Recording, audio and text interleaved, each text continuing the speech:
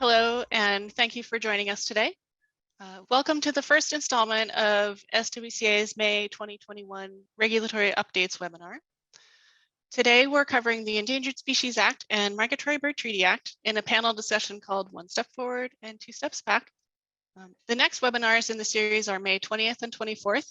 They'll be focusing on water regulations and environmental justice. Before we dive in, I do want to go over some housekeeping items. Please note this webinar is being recorded and it also will be made available afterwards, especially for those who might not be able to join via Zoom or see it that way. Please note also that for practical reasons, the webinar, your microphones are muted and chat is disabled. But we really do encourage you to submit questions during the presentations for the panel. And for that, you can use the Q&A function in your Zoom toolbar, which might be at the bottom of the screen. Once all the panel presentations are completed, we'll have a Q&A session and the panelists will answer as many of your questions as possible. If we don't get to it today, we'll follow up with you offline, so don't be shy about submitting those questions. This presentation is moderated by myself, Pauline Roberts, and Lauren Huff. We're both technical leads in natural resources and ecological restoration at SWCA. Today, we're really pleased to bring together a panel of experts from a variety of backgrounds to lead us through the discussion.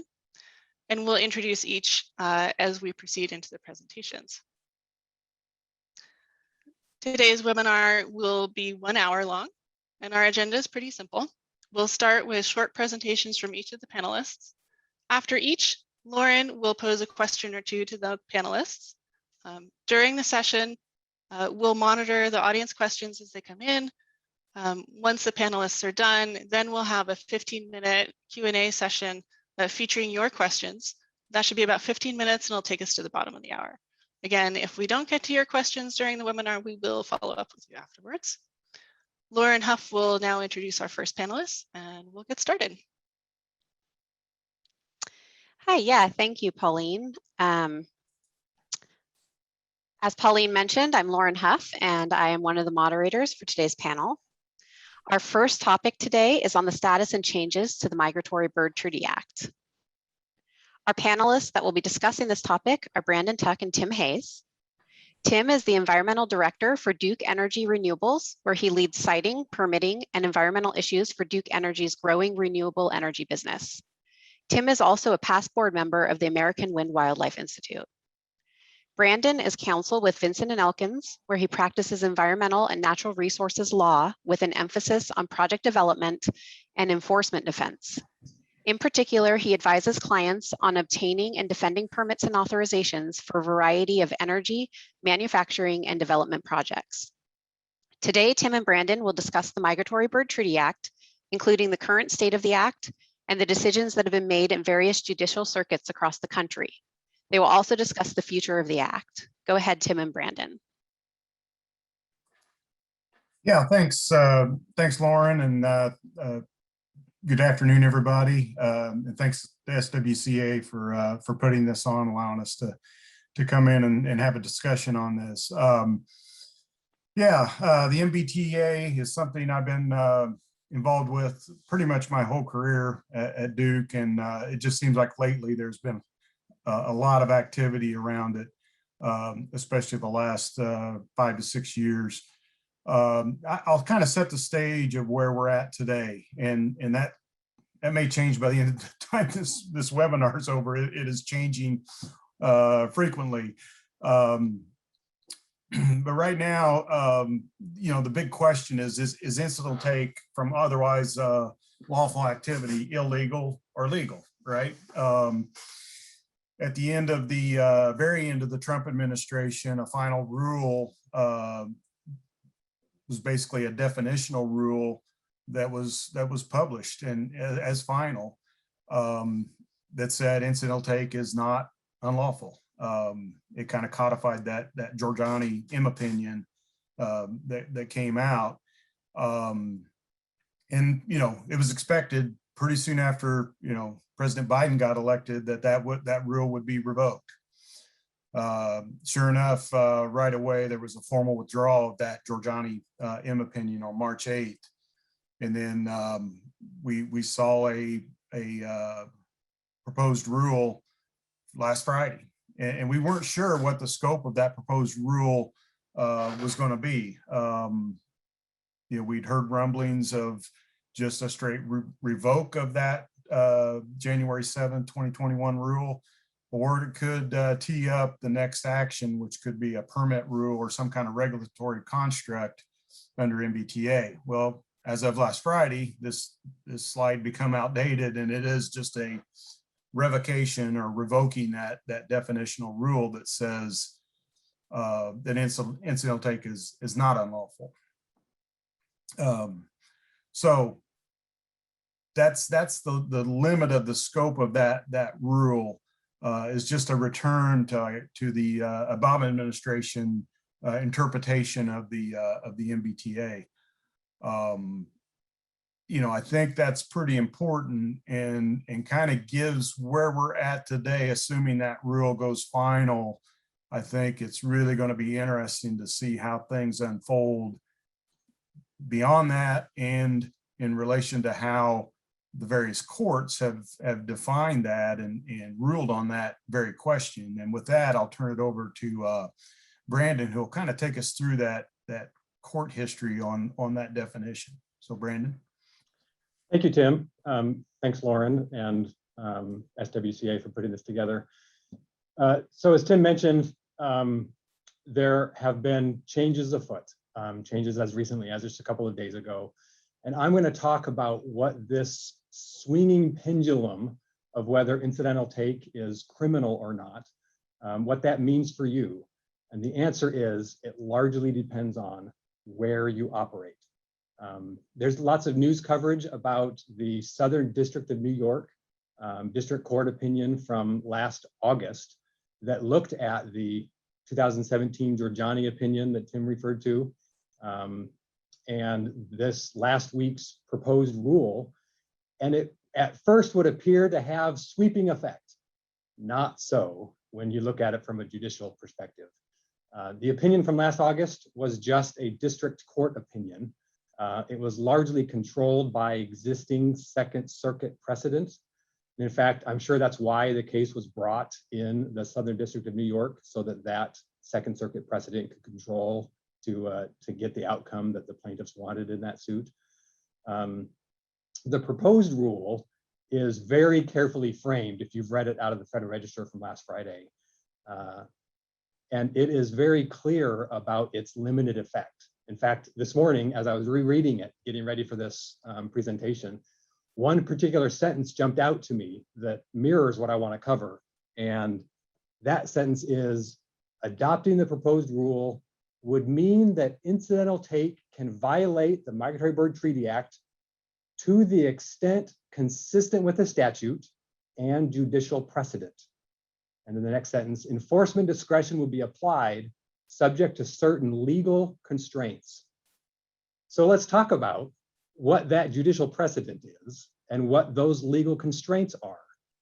So the risk that an operator might face for incidental take varies across a wide spectrum. And we have here on the screen where it comes out in various states, depending on what circuit you're in. On one side of the spectrum, you have the Fifth Circuit, where the Migratory Bird Treaty Act is a strict liability statute, but only when there's an affirmative action that you take that causes a migratory bird death. It doesn't mean you need to intend to kill the bird, but you must intend to take an affirmative action that results in the killing of the bird.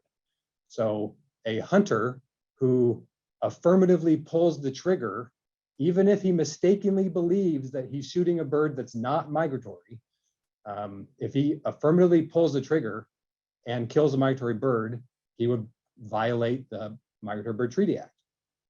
But if you're an owner of an electric line that takes migratory birds that collide with it, the Fifth Circuit would say that that owner hasn't committed an affirmative act that has killed the birds. And so it's not criminal. That incidental take is not criminal. So that's the Fifth Circuit. If you go towards the west and the north, still in the areas of green on the screen, in the Eighth and in the Ninth Circuits, it's clear that habitat destruction that might indirectly take, incidentally through indirect means, take a migratory bird, that's not prohibited. Now, there might be a little more leeway in the Eighth Circuit when you read the cases. In fact, there's a great nugget that future litigators love, where the Eighth Circuit said that, you know, strict liability might be great for hunters and poachers, but then they say it would stretch the 1918 statute far beyond the bounds of reason if you were to construe it to be an absolute criminal prohibition on conduct like timber harvesting that might indirectly result in a migratory bird death. So that's one side of the spectrum. Let's go to the other side, where we have the Second Circuit and the 10th Circuit, where they have come down to say that incidental take is prohibited criminally under the Migratory Bird Treaty Act. So in the Second Circuit, the controlling precedent is what we know is the FMC case. FMC made fertilizers. This is back in the late 70s, early 80s. And there the court agreed that strict liability applied because what FMC was doing, they had this really toxic wastewater pond that birds were dying in. They looked at that and said, you know, that's an extra hazardous situation. Surely, FMC, you should know and predict that you're going to have the risk of there being a take of birds. And because you're doing that extra hazardous activity, we're going to criminalize it because you basically should know better. In arriving at that conclusion, they noted that they were comfortable with it being strict liability and yet criminal because the penalties were so small. Back then, the criminal penalty was a fine of up to $500 and 6 months in jail. So as we all know now, the fine is $15,000 for a count, so not quite 500. And I don't know how anytime the prospect of 6 months jail time would be not relatively severe on an individual case. But in any event, the court noted there that the Migratory Bird Treaty Act, if you applied it to all incidental take, that would offend reason and it would offend common sense, but that it did agree that it could reach extra hazardous activity. When you go back to the West a little bit and look at the 10th Circuit, 10th Circuit reaches the same conclusion. There, the court focused on some due process limitations about whether the migratory bird's death was reasonably foreseeable to an ordinary person. That was the heater-treater case where birds were getting caught and killed in these little cavities in some oil field equipment. And one of the defendants was convicted on 2 counts. One count happened in April of that year, and the next count happened, a couple months later. I think it was in that same year. And the 10th Circuit, which agreed that Migratory Bird Treaty Act applies criminally to incidental take, it still tossed out that defendant's first conviction. And the court said it wasn't reasonably foreseeable to that particular defendant that his activity with these heater-treaters would kill migratory birds. And so by way of due process protections and constitutional protections, tossed that conviction, but affirmed the other conviction, because by the time that second take occurred, the operator already knew that there were birds dying in this little cavity. And so that second conviction was upheld. But what we see there is even courts that come down and say that incidental take is criminal, they still have limits. They still have protections. So what does this all mean for Fish and Wildlife enforcement discretion? I think it means that Fish and Wildlife is going to take a light touch in the Fifth Circuit, probably a light touch in the 8th and 9th Circuits when they're talking about impacts from harvest. And I don't think that the Fish and Wildlife Service is going to try to tee up any judicial resolution of this circuit split. The proposed rule, if you read it, it puts a lot of eggs in the basket of that Southern District of New York opinion. It takes lots of shots at the Citgo opinion in the Fifth Circuit and the reasoning that was in that opinion. But remember, when that SWCA opinion came out, that was during the Obama administration. And the Obama administration declined to appeal what was a very clear circuit split to have this resolved. I think because they looked at the composition of the Supreme Court and didn't like their odds and didn't want to make a nationwide, get a nationwide ruling that would come down that it was not criminal for incidental take. I think that the likelihood of that now, of it being appealed to resolve a circuit split, is even less given the composition of the court.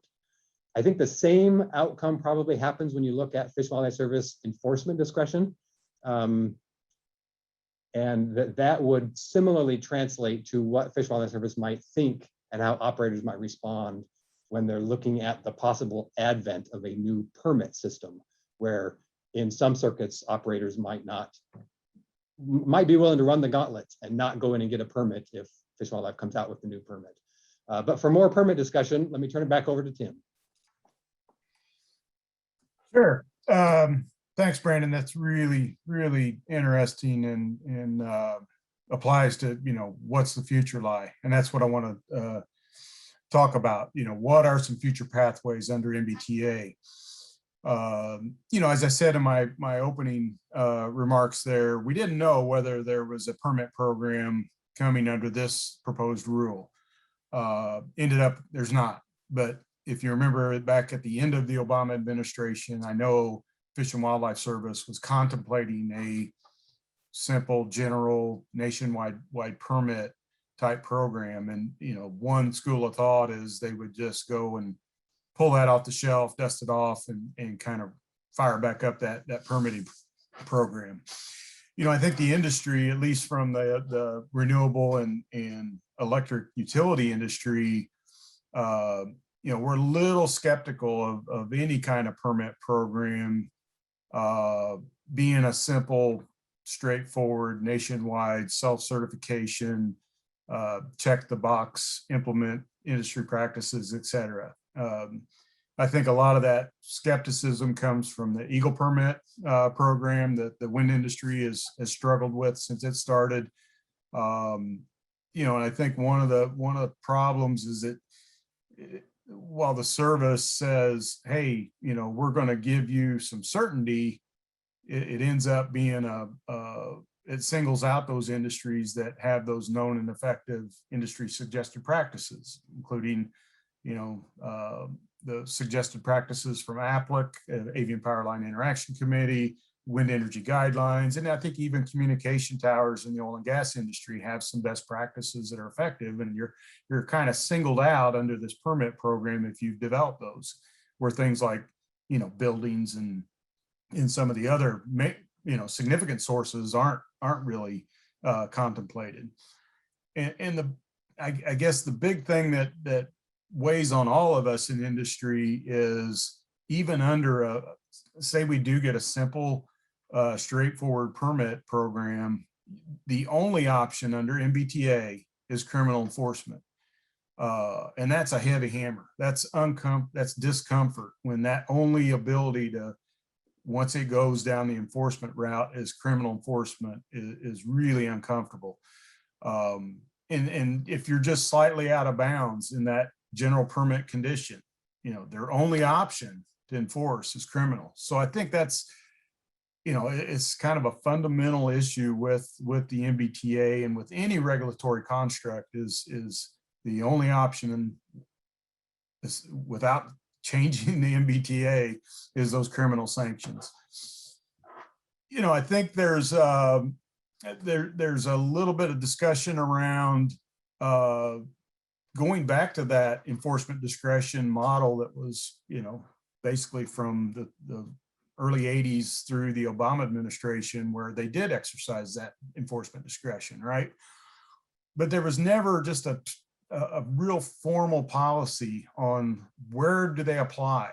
If you look at EPA and some of the Clean Water Act, Clean Air Act, they have pretty clear guidance on when they elevate those violations under those acts to a criminal, refer them to the criminal division of Department of Justice, right? They really don't have that because that's their only option under MBTA. But I think, you know, short of a permit program, some kind of formal policy limiting enforcement to those gross negligent, egregious acts, you know, clearly, you know, things you just ignored or you knew that was going to happen, but you took no suggested practice, you know, maybe that's a path forward short of a permit program. And really, I'll wrap with just the long-term solution to this is a reform of MBTA. We're going to be on this pendulum. You know, eventually we'll get a Republican administration. We're going to have this circuit split unless the enforcement, you know, happens and somebody appeals it. I think if they propose a permit program, you know, somebody's going to, in the Fifth Circuit's going to challenge that permit program, right? And I think they're on shaky ground there. So it's a pendulum, it's uncertainty, and, you know, industry likes certainty, but at the same time, I think under any regulatory program, you're not going to get that because of this kind of pendulum and this circuit split. So really, that reform of the MBTA is the way to kind of solve that question once and for all. You know, last Congress, there was HR 5552, the Lowenthal bill that started out looking at that. And it was a general permit type program. Started out, it was pretty ornery, but, you know, as that thing went through some modifications, it got a little better. I think it still has some issues. We've been looking at that as an industry.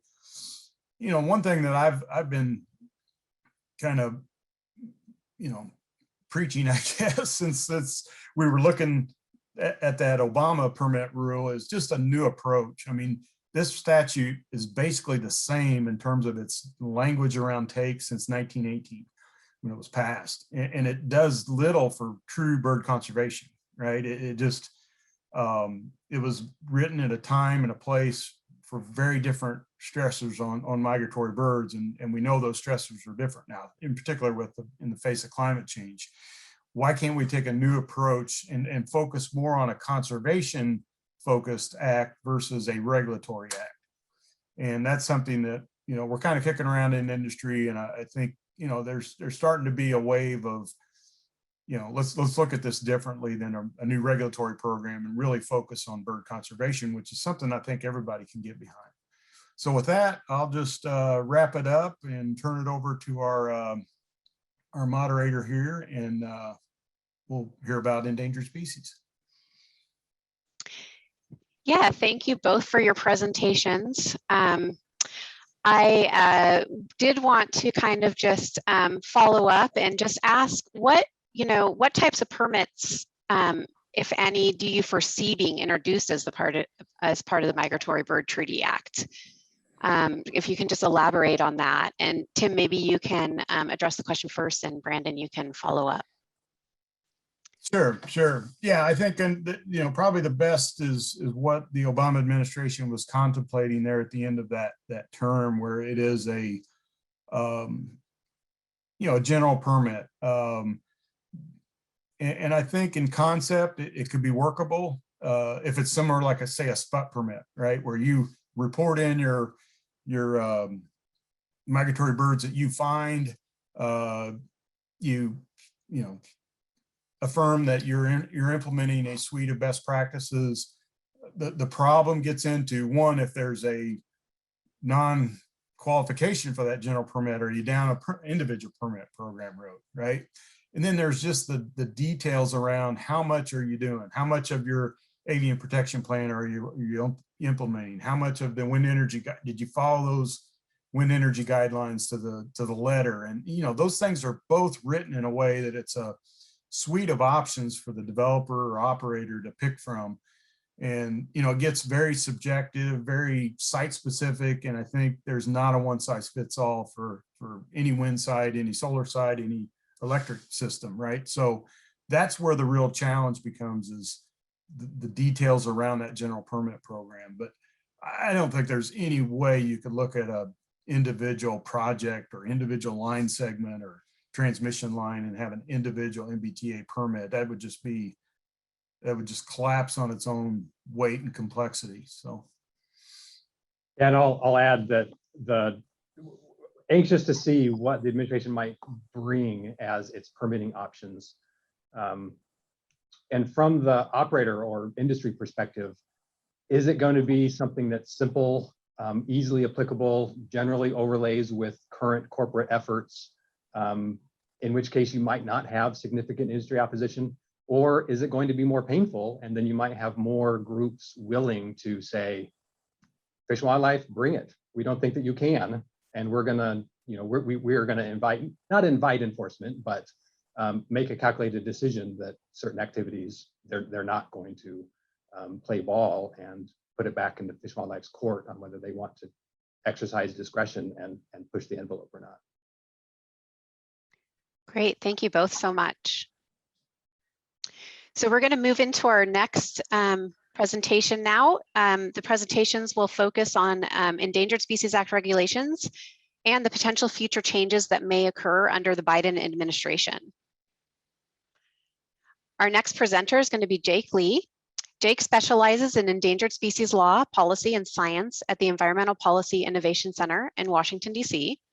His work covers many aspects of the Endangered Species Act and other federal wildlife laws. Jake also previously held various positions at Defenders of Wildlife, including as Vice President of Endangered Species Conservation. In his presentation today, Jake will discuss how the federal government has implemented certain aspects of the Trump administration changes to the Endangered Species Act regulations, and how the Biden administration might respond to those changes. Go ahead, Jake. Great, thanks so much, Lauren, and good afternoon, everyone. So there were well over 30 changes that the Trump administration finalized in its last year and a half in office under the Endangered Species Act. And many of you have probably seen or heard about these changes in the news and made the front page of the New York Times and so forth. And these changes, you can really classify them into three categories. One category is around listing and critical habitat changes. Another category is around Section 4D rules, which tailor protections for species listed as threatened. And a third category would be changes to the Section 7 consultation rules. So I don't have time to touch on all of the changes because, as I said, there were approximately 3 dozen. What I want to do in the next roughly 7 minutes is to sort of highlight the most controversial or interesting changes in my mind, namely those that you're likely to hear about perhaps in the next few months in the news, and offer just my guesses as to the fate of some of those changes. I do want to put the caveat that I have no particular inside knowledge about what the Fish and Wildlife Service or National Marine Fisheries Service is likely to do. My observations are just here based on what I see happening in the environmental community and the types of pressures that I see the services receiving under the Biden administration to revoke or change certain aspects of the Trump administration regulations. So with that said, I'd like to start with the listing and critical habitat rules. And what I've done in this slide is to try to identify 3 categories of rule changes. The first ones are the ones that I think are probably not likely to stay. The second are rules changes that I think are more likely to stay. And the third category would be changes that I think are fairly likely to stay. And I just want to go over each of those quickly. So in a category of changes that I think are unlikely to stay, the top one would be referencing the economic impacts of listing decisions. This is one thing that the Trump administration gave the Fish and Wildlife Service the discretion to do. Now, interestingly enough, the service actually never exercised this discretion. So even in the Trump administration, there wasn't a single listing decision that actually used this authority and published the economic impacts of listing alongside a listing decision. Another, I think, change that's unlikely to stay would be the definition of habitat that was finalized in roughly the last month of the administration. And I say this because that definition very much restricts the service's ability to designate unoccupied habitat. And I think with the current administration's emphasis on climate change and helping species adapt to climate change, a restrictive definition of habitat, my guess would be in tension or with the administration's climate change goals. A third change I think is unlikely to survive would be changing the sequence and the standards for designating unoccupied critical habitat. Basically, what those changes did was to make it more difficult for the services to designate unoccupied critical habitat. And this is all at a time when I think the service career scientists recognize that unoccupied critical habitat may become increasingly important to help species adapt to climate change. And then the last thing would be the rule for when an area can be excluded from critical habitat as part of this impacts analysis, including looking at the economic impacts of critical habitat designation. That rule, which was also finalized in roughly the last month of the Trump administration, had a number of changes that I think were inconsistent with how the Obama administration was thinking about critical habitat exclusion. One of those inconsistencies was that federal lands would no longer basically be in a special position to not be excluded. And that is not consistent with what the Obama administration said. So I see that there may be a chance of that rule being modified. Real quickly on the rules that are more likely to stay, foreseeable future definition, the factors for deciding when critical habitat designation would not be prudent, and therefore critical habitat wouldn't have to be designated for a species, and the definition of physical and biological features of critical habitat. All three of these are actually fairly controversial within the conservation community, but I think it's more likely that these changes might survive, because I think it's possible for the service to interpret the Trump administration changes in a way that's still consistent with this administration's conservation agenda. In other words, I don't think it's inevitable that those Trump administration changes must be implemented in a way that undermines conservation. And then finally, the third category, the first bullet point here would be changes technically for modifying the process and the standards for delisting, as well as clarifying that the standards for delisting and listing are now identical. Those changes I think are likely to stay, because in fact, that's how the Fish and Wildlife Service has been implementing many of the delisting and listing decisions for a while now. The service just never put that into regulation. So I think what the Trump administration did was simply to codify what was longstanding service practice. And I don't really see a problem with the standards that the Trump administration adopted. So I think it's less likely that those will be rescinded. Next slide, please. I want to take a minute or two just to take a deep dive into the foreseeable future. And the reason is that this is now the center of some pretty high profile ESA litigation, and it comes up in almost every listing and delisting decision now. So I just want to unpack what the foreseeable future actually means here. So previously, before the Trump administration changes, the services defined the foreseeable future as going as far into the future as the predictions are quote unquote reliable. And reliable means a reasonable degree of confidence in the predictions. Now, what the Trump administration did was to change the reliable standard to a likely standard and define likely to mean more likely than not. So the question I have for all of you is, what standard is stricter? It's actually, the answer isn't obvious to me. I think one could debate, well, is reliable less or more stringent than likely? So I think what really matters is how this new standard is actually implemented. And that is a really difficult thing to figure out. So next slide, please. One thing, actually one of my summer interns and I started doing a year and a half ago is we actually went back and read every single foreseeable future decision since 2010. So far that's been over 440 decisions that we've read and coded, and we're gonna be publishing all of this pretty soon. But this is one way that we're actually tracking empirically what is the duration of the foreseeable future, and is that changing based on administration? So we in the near future hope to actually have some empirical evidence to track how the services are actually interpreting this new standard. And in fact, is it less stringent or more stringent than the prior standard? Next slide. Next thing I want to touch on quickly is the 4D rules for threatened species.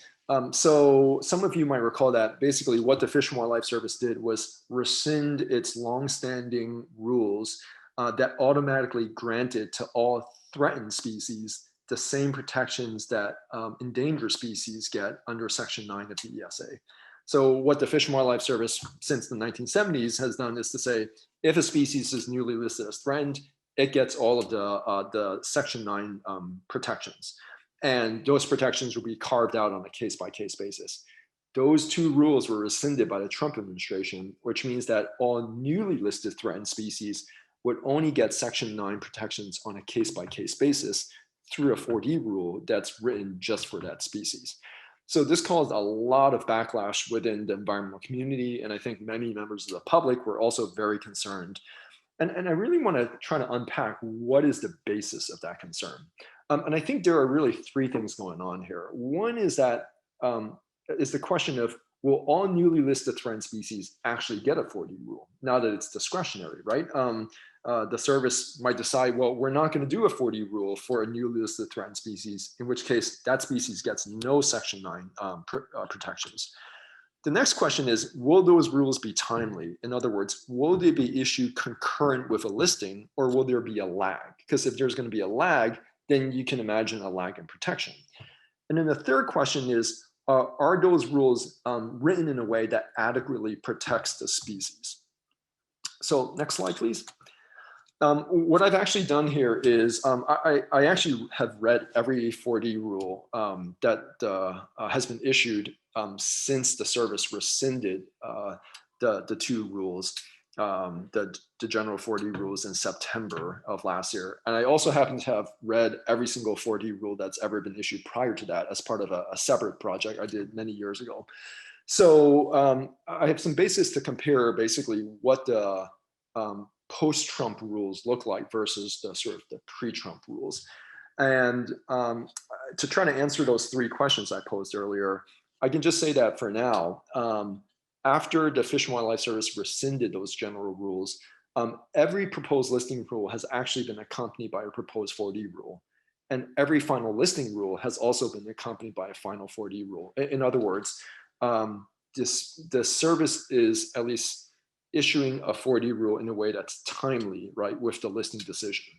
So the agency, even in the last year of the Trump administration, has been exercising its discretion so as to grant species some level of Section 9 protection. The other question is whether the rules actually extend most or all of the Section 9 protections and then, you know, carves out specific ones, or does it not extend the Section 9 protections by default and then only offers protections on a case-by-case basis? So from a conservationist standpoint, the good news is that all of these new rules actually automatically say, basically anything that's prohibited by Section 9 also applies to this newly listed threatened species. And we're going to carve out exemptions on this case-by-case basis, right? So a different way to put that is, if an activity isn't covered in this rule, it is prohibited. So in this respect, these new 4D rules operate very much like the prior 4D rules.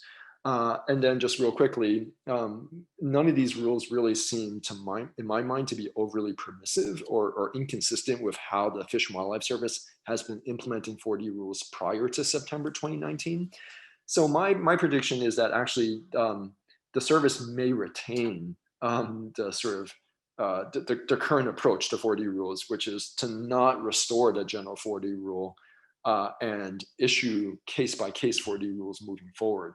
I think for the regulated community, that this might be good news, because the argument is that the service is now more thoughtfully considering which activities to exempt or not exempt on a species-by-species basis, as opposed to just defaulting to a general rule and not considering case-specific exemptions.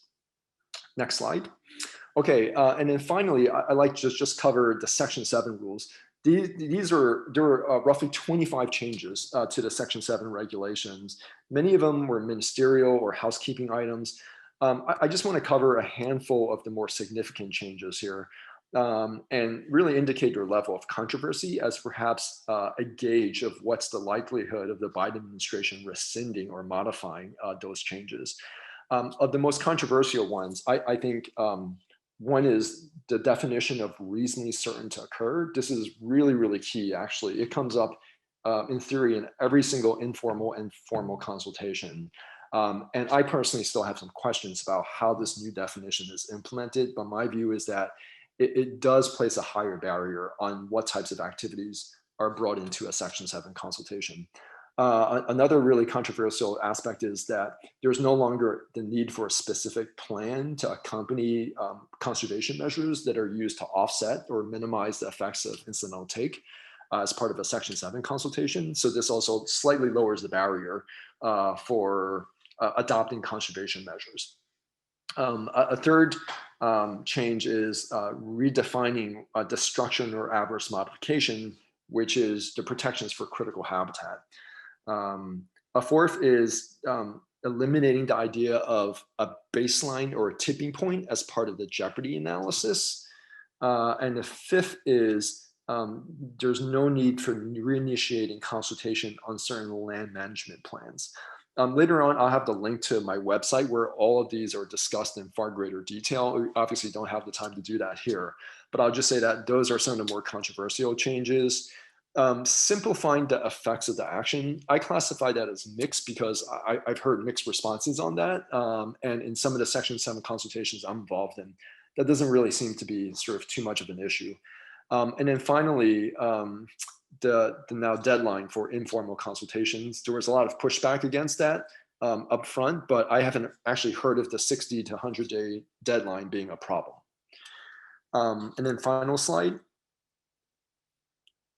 I'll just, in the interest of time, skip most of these bullet points and say that if you want to learn more about some of the specific regs changes, I've posted a link to my website, which has a whole bunch of analysis that goes into each of those.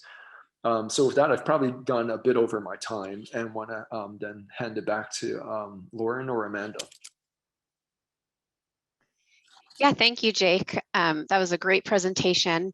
I think in the interest of time, I am going to skip the question today. I do have a great question for you. So if we don't have a lot of audience questions, I'll pose it later, but I want to make sure Amanda has enough time for her presentation. So I'm going to move on to Amanda. So our final panelist today is Amanda Aurora. Amanda is SWCA's Technical Director of Endangered Species Act Services and focuses on resolving complex Endangered Species Act challenges. She has 23 years of experience helping clients across a variety of industries with consultations and permitting efforts that have involved creative programmatic and project-specific solutions.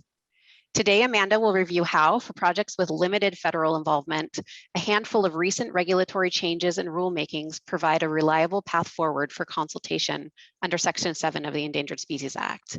Go ahead, Amanda. All right, thanks, Lauren.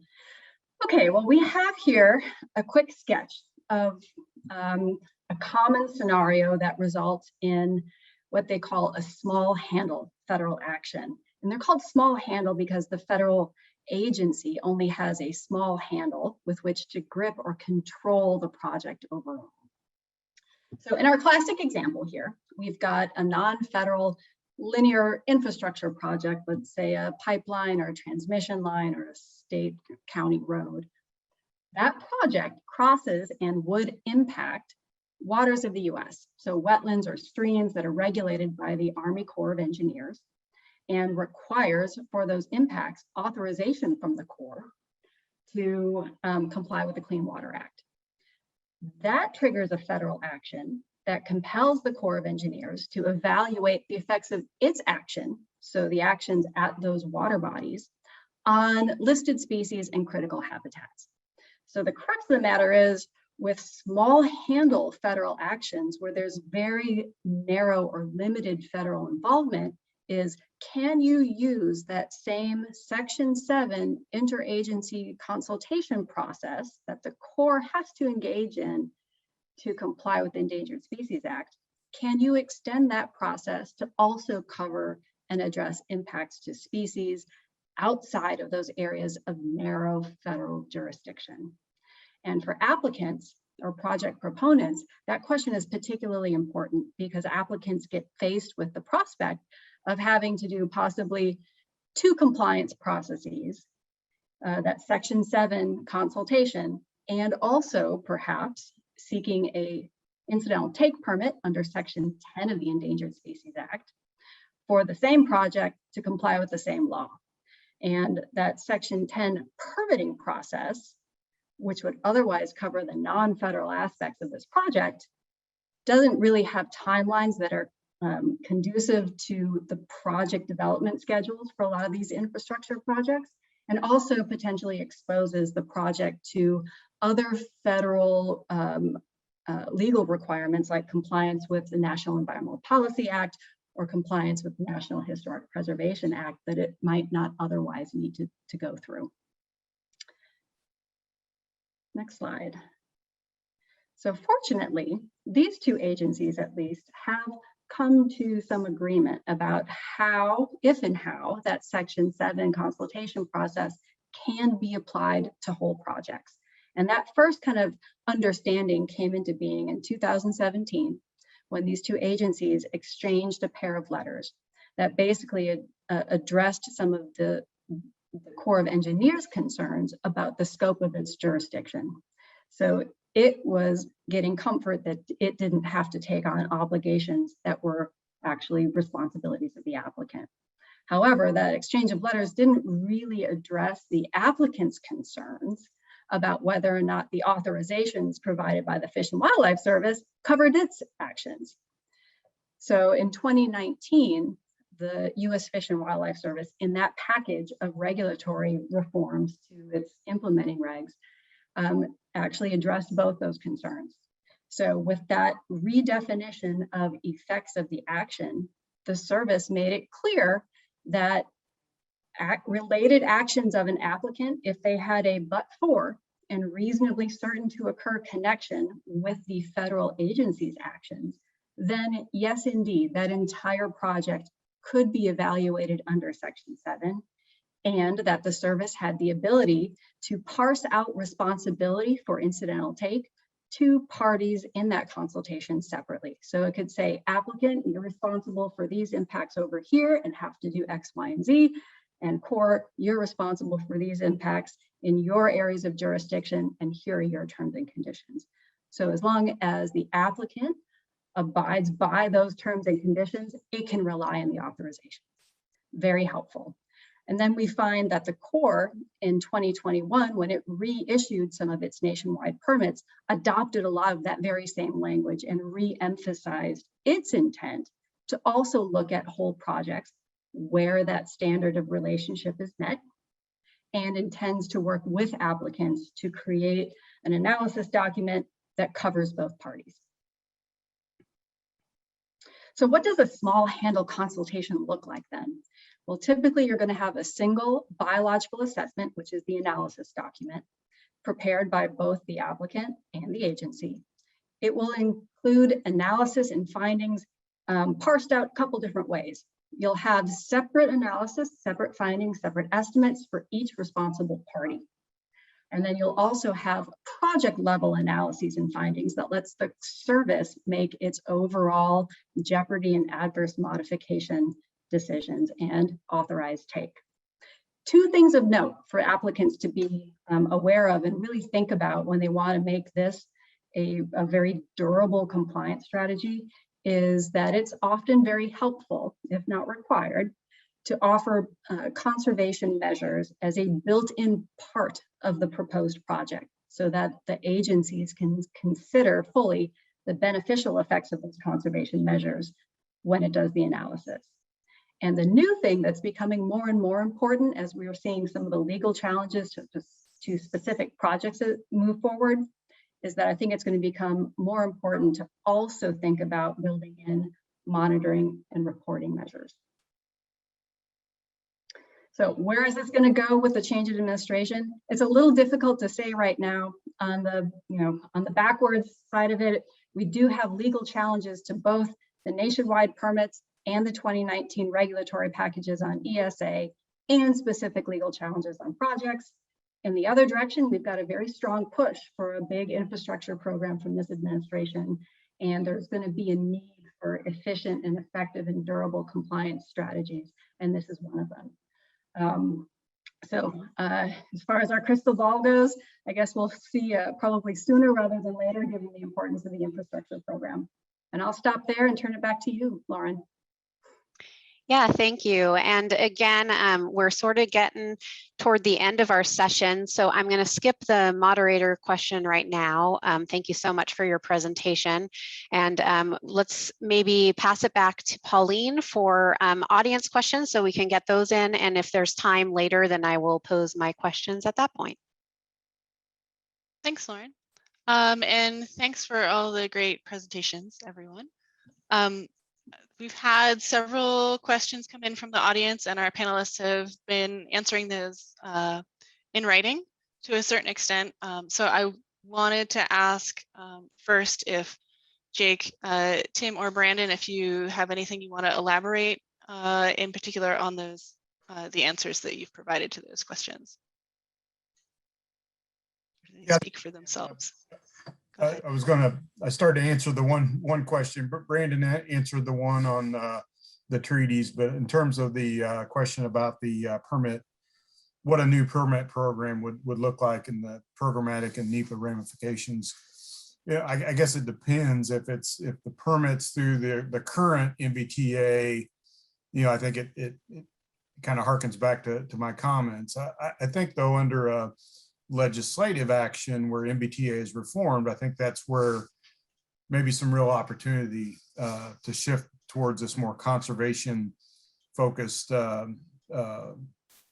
reform would be, and you could basically codify or legislate that the secretary works with each industry sector to develop those best practices, and it's a suite of practices that industry or that company could choose to implement based on the specifics of the area. It wouldn't be a requirement there. It'd just say, hey, just like your BMPs for stormwater construction, right? You got a whole suite of things you can do, but you put those in that make the most sense. And same thing here. Secondly, you could assess a small conservation fee to each company to participate in this program. I've mentioned in past venues about the duck stamp concept, right? There's about $50 million a year raised by duck hunters by buying that duck stamp. A similar type fee-based where each company that participates would pay a small token conservation fee that's really small to an individual company, but collectively across all industry sectors that have impacts to migratory birds could equate to hundreds of millions of dollars, right? Each oil pump jacket, each mile of transmission line, distribution line, each wind turbine, et cetera. Collect, individually small amounts, but collectively significant. The third and most important is to change that criminal sanction to civil and reserve that criminal sanction for those purposeful take where you intend to kill that migratory bird or very gross negligent activities. I think that could be rolled up into a conservation focus that then would be kind of a permit by legislation, if you will. NEPA is kind of settled since Congress did it. You wouldn't have to go through individual NEPAs, maybe for the conservation fund or whatever you might, but that's kind of what I'm thinking, and some of our industry folks are thinking about as a new strategy towards MBTA. Great. Okay, well with that, I think the audience can see that Q&A that have been answered in writing. So Lauren, why don't you go ahead and ask some of your follow-up questions with the panelists? Sure. So Jake, I was going to ask you, you went through a bunch of different controversial issues that may be changed under the Biden administration. So I was just wondering, what is your sense of which of these issues the Biden administration might sort of focus on first and pursue initially? Yeah, great question, Lauren. Again, with no particular insider knowledge, but my guess might be the habitat definition and critical habitat, in part because there's been quite a bit of attention to that lately, and every new critical habitat decision that's made under the current definition that the Trump administration finalized might be subject to a challenge unless the Biden administration, right, were to adopt a different standard that the conservation community determines is acceptable or is legally defensible. So my bet would be on critical habitat. All right. And then Amanda, I did have one for you as well. So you discussed these small handle Section 7 consultations, and I know we have a lot of industry people in the audience and developers, and so I was wondering if you could kind of speak towards what they can do in the planning process in order to sort of qualify under these Section 7 consultations. Sure. Yeah, I think there's probably what boils down to three things. I think having really good communication with the Fish and Wildlife Service and the action agency, whether it's the Corps of Engineers or some other federal agency, about how they see this process working, pointing to those helpful regulatory changes and the language in those rulemakings would be helpful. But from, things that the applicant itself can control, I think being very explicit about making that but for and reasonably certain to occur connection with the federal action to bring in solidly the rest of your project is super helpful. And then really paying attention to helping the agencies execute their obligations for oversight and enforcement by addressing monitoring and reporting, as part of your project upfront. I think those three things together will help make projects have a lot more comfort about this being a durable strategy going forward. Great, thank you. That was really the end of my questions. Pauline, I think you were saying that you have a question as well for Jake, so maybe you can go ahead and ask that. Thanks. Sure. Yeah, Jake, you were talking about the timeliness of the implementation of the 40 rules for, which I think is interesting. Timeliness has been an issue with ESA listings for quite some time. Some unfortunate events. There have been a series of unfortunate events, I guess, while species have been waiting for listing and subsequently. And there have been a lot of instances recently where entities have sued the U.S. Fish and Wildlife Service to force their hand to commit to a specific schedule. And we have the listing work plan. How effective do you feel that is in getting listings to happen, because 12-month findings are not being made at 12 months by any stretch of the imagination for most species? Or do you imagine there might be some other rule-oriented changes that might be more effective? Yeah, that's a great question, Pauline. I would say that, so I actually think the listing work plan that the Fish and Wildlife Service has come up with is probably the best answer at the moment, short of an ESA amendment, because the 12-month deadline, it still exists, right? And I actually think that the Obama administration was on the right path to creating that listing deadline and the work plan, because it basically, for each year, identified the number of species that it thought it could make a listing decision on based on the budget it receives. I think where that work plan went south was basically the Trump administration decided not to follow through on it, right? So I didn't get the sense that the service didn't have the budget to follow through. I got the sense that it was more political reasons as to why there weren't a lot of listing decisions that were supposed to be made.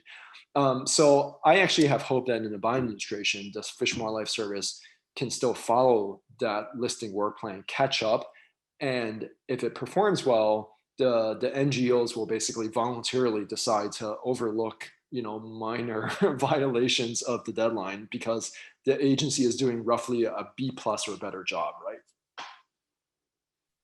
Give them a passing grade for that. Right. Okay. Exactly. Yeah. Exactly. All right. Thanks for that.